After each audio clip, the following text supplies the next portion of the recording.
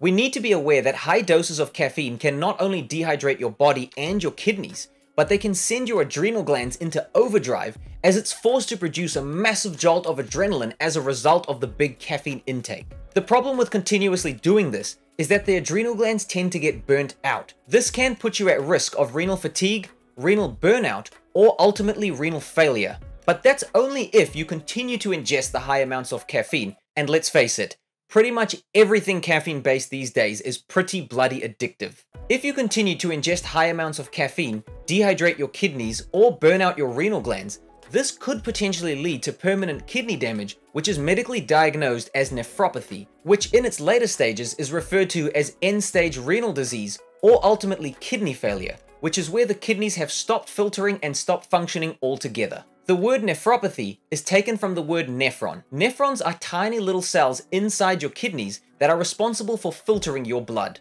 As human beings, we are all born with approximately 1 million nephrons in each kidney, which don't fully mature until we are about 15 years old, which makes it even more worrying when we see young kids drinking energy drinks or pre-workouts. The more worrying part about all of this for both adults and children is that once you damage those nephron cells in the kidney, the damage to those cells is irreversible and can eventually lead to completely impaired kidney function. While we're on the topic of kidneys and adrenal glands, I'd like to throw in a quick side note to all of the females, because females produce hormones in the adrenal cortex right by the kidneys, so subsequently causing damage to that area can actually have a great effect on a woman's hormone production. This is another reason why not only adults and children need to be aware of their caffeine intake, but in specific women, especially those who are predisposed to hormone conditions.